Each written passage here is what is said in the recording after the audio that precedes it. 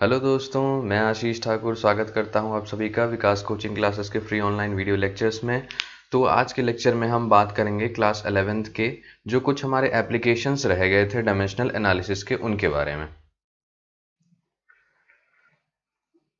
तो ये होगा हमारा यूनिट्स एंड मेजरमेंट्स का पार्ट 4 और application of dimensional analysis part 2। इसमें दो एप्लीकेशंस जो हमारे रह गए थे वो हम पढ़ने वाले हैं। तो हमारा जो अगला एप्लीकेशन है वो है to check the dimensional correctness of a given physical relation. मतलब अगर कोई भी फिजिकल रिलेशन हमें दे रखा है तो डायमेंशनल वो जो रिलेशन है वो करेक्ट है या नहीं है वो हमें चेक करना है। तो ये हम डायमेंशनल एनालिसिस में करेंगे इसमें। तो अब क्या होता है, this is based on the principle of homogeneity. मतलब ये प्रिंसिपल ऑफ होमोजेनिटी पे बेस्ड है और ये प्रिंसिपल हमें कहता है कि dimension of each term on both sides of an equation must be the same. मतलब लेफ्ट हैंड साइड और राइट हैंड साइड दोनों साइड में जो जो भी टर्म होंगे, ठीक है, वो सब के सब डायमेंशनली सेम होने चाहिए। मतलब सारे के डायमेंशंस सेम होने चाहिए। जैसे अगर यहाँ पे एक इक्वेशन है v is equal to u plus a t, तो LHS में हमारा क्या है, वेलोसिटी। RHS में क्या है हमारा, u प्लस ए टी। ठीक है। तो प्रिंसिपल ऑफ होमोजेनिटी के हिसाब से होना चाहिए कि जो डायमेंशन ऑफ वेलोसिटी है वो इक्वल होना चाहिए RHS में जो भी टर्म्स हैं। मतलब u का भी जो डायमेंशन है वो होना चाहिए क्या, वेलोसिटी के डायमेंशन के बराबर, और AT का भी जो डायमेंशन है वो वेलोसिटी ऑफ डायमेंशन के बराबर होना चाहिए। और हमने पहले पढ़ा भी था कि कोई भी क्वांटिटी, मतलब one quantity can be added और subtracted with similar quantity only. कोई भी क्वांटिटी ऐड या सब्ट्रैक्ट सिमिलर क्वांटिटी से ही होगी, ठीक है। और जो भी वो ऐड करके रिजल्ट देगी वो भी सिमिलर क्वांटिटी होगा। मतलब अगर हम u प्लस ए टी कर रहे हैं, ये दोनों क्वांटिटी, तो अगर हम ऐड कर रहे हैं मतलब दोनों क्वांटिटी का डायमेंशन सेम होना चाहिए और जो रिजल्ट हमारे पास निकल के आएगा उसका भी डायमेंशन वेलोसिटी के डायमेंशन के इक्वल होना चाहिए, ठीक है। तो अब इस क्वेश्चन में हमें चेक करना है कि ये जो रिलेशन है ये डायमेंशनली करेक्ट है या फिर नहीं है, ठीक है। तो इसके लिए हम क्या करते हैं, जो यहाँ पे तीनों टर्म्स हैं, v है, u है, at है, इन तीनों का हम डायमेंशन निकालते हैं। और अगर तीनों का डायमेंशन इक्वल आ गया मतलब ये जो रिलेशन है हमारे पास वो डायमेंशनली करेक्ट है। तो हम क्या किए, हमने क्या किया, वेलोसिटी का डायमेंशन निकाला। वो हमारा होता है m0 l की पावर 1 t की पावर -1। u भी जो क्या होता है, इनिशियल वेलोसिटी हुआ, और v हो गया फाइनल वेलोसिटी। तो हैं तो दोनों सिमिलर क्वांटिटीज, तो दोनों का भी जो डायमेंशन होगा वो वेलोसिटी के डायमेंशन के इक्वल होगा।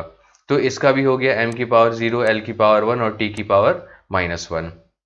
अब at का डायमेंशन निकालते हैं। तो इसके लिए हम क्या करेंगे, पहले a का डायमेंशन मल्टीप्लाइड बाई t का डायमेंशन। तो a का डायमेंशन क्या होता है, एक्सेलरेशन का, m की पावर 0 l की पावर 1 और t की पावर -2 इंटू t, जो टाइम होता है उसका डायमेंशन क्या हो गया, t की पावर 1। तो ये हमारा डायमेंशन निकल के आया at का, m की पावर 0 l की पावर 1 t की पावर -1। तो हम यहाँ पर देख सकते हैं कि डायमेंशन ऑफ वेलोसिटी मतलब फाइनल वेलोसिटी, इनिशियल वेलोसिटी और at तीनों का डायमेंशन जो है वो सेम आ रहा है, ठीक है। मतलब जो रिलेशन हमें दे रखा है उसमें सारे टर्म्स जो भी LHS में है और RHS में है दोनों का डायमेंशन जो है वो इक्वल आ रहा है, ठीक है। तो हम कह सकते हैं जो हमारा गिवन फिजिकल रिलेशन है वो डायमेंशनली करेक्ट है। अब आते हैं हमारे अगले क्वेश्चन पे, ठीक है। ये क्वेश्चन है हमारा, check the accuracy of the relation v square minus u square is equal to 2as। ठीक है। इसमें भी क्या है, v और u क्या है, फाइनल और इनिशियल वेलोसिटी है, a क्या है, एक्सेलरेशन है, और s जो है वो डिस्टेंस है। तो इसमें भी हमें चेक करना है कि ये जो रिलेशन है वो डायमेंशनली करेक्ट है या फिर नहीं है, ठीक है। तो इसमें भी हम क्या करेंगे, जो भी टर्म्स LHS में है और RHS में है सारे के डायमेंशंस हम निकालेंगे, और अगर डायमेंशन सारे के इक्वल आ गए मतलब ये जो रिलेशन है ये हमारा डायमेंशनली करेक्ट रिलेशन है, ठीक है। तो dimensional formula of v square क्या हो जाएगा, ये हो जाएगा डायमेंशनल फॉर्मूला ऑफ वी का स्क्वायर। मतलब v का डायमेंशन क्या होता है, l इंटू टी की पावर -1, इसका स्क्वायर हो जाएगा। मतलब ये क्या फाइनली निकल के आ जाएगा, l की पावर 2 टी की पावर -2। ये हो गया v स्क्वायर का डायमेंशन। सिमिलरली u स्क्वायर का डायमेंशन, क्योंकि इनिशियल और फाइनल वेलोसिटी होती तो है वेलोसिटी, तो दोनों का डायमेंशन क्या होगा, वेलोसिटी के इक्वल और इसका स्क्वायर। तो ये भी हमारा आ गया l स्क्वायर टी की पावर -2 अब आते हैं हम 2as का जो डायमेंशन है। तो अब जब भी हम डायमेंशनल फॉर्मूला लेते हैं तो उसमें हम न्यूमेरिकल वैल्यू को कंसीडर नहीं करते हैं। तो इसमें हम क्या करेंगे, dimensional formula of a into dimensional formula of s, जो कि हमारा डिस्टेंस है।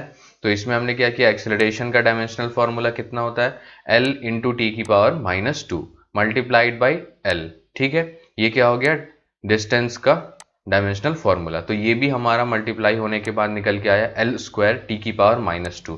तो इसमें भी हम देख सकते हैं कि जो तीनों टर्म्स हैं हमारे पास, v स्क्वायर, u स्क्वायर और 2as जो है, तीनों के जो डायमेंशनल फार्मूला हमने निकाला वो इक्वल आ गया। मतलब कि dimensions of each term in left hand side is equal to dimensions of each term in right hand side। तो हम कह सकते हैं कि जो हमारा गिवन फिजिकल रिलेशन है वो डायमेंशनली करेक्ट है।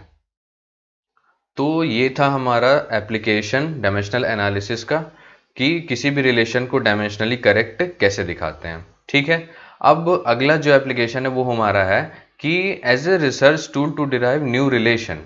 मतलब हम न्यू रिलेशन निकालने के लिए डायमेंशनल एनालिसिस की हेल्प लेते हैं। अगर हमें पता है कि कोई सी भी फिजिकल क्वांटिटी जो है वो किन अदर क्वांटिटीज पे डिपेंड कर रही है, और जो डिपेंडेंसी है वो अगर प्रोडक्ट टाइप है, ठीक है, तो हम डायमेंशनल एनालिसिस की मेथड से हम रिलेशन निकाल सकते हैं उन क्वांटिटीज के बीच में।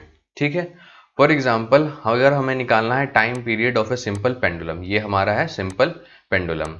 ठीक है, तो इसकी क्या है, ये जो लेंथ है ये l है, और मास m है इस बॉब का, और नीचे हमारा एक्सेलरेशन ड्यू टू ग्रेविटी लग रहा है। ठीक है, तो अब क्या है, time period of the simple pendulum जो होता है वो डिपेंड करता है मास पे, mass of the Bob, effective length, ये जो लेंथ है, ठीक है, और एक्सेलरेशन ड्यू टू ग्रेविटी, ठीक है, जो कि हमेशा डाउनवर्ड डायरेक्शन में लगता है। तो time period of simple pendulum जो है वो हमारा इन तीन चीजों का फंक्शन है, मतलब इन तीन चीजों पे डिपेंड करता है, ये हमें पता है। ठीक है, तो अब क्या है, और हमें ये भी पता है कि ये तीनों जो है, ठीक है, तो ये तीनों जो रिलेटेड है वो प्रोडक्ट टाइप है, मतलब डिपेंडेंसी जो है इन तीनों चीज़ों की वो प्रोडक्ट टाइप है। तो हम लिख सकते हैं कि जो टाइम पीरियड है is equal to a constant multiplied by m की पावर x, मतलब मास की पावर x। अगर प्रोडक्ट में हमें देखना है तो हमें ये भी पता करना होगा कि अगर प्रोडक्ट में मतलब m इंटू एल इंटू जी है, तो m की पावर क्या है, l की पावर क्या है, और g की पावर क्या है। ठीक है, तो हमने मान लिया m की पावर x, l की पावर y और g की पावर z। ठीक है, और यहाँ पे जो k है वो है एक डायमेंशनलेस कांस्टेंट।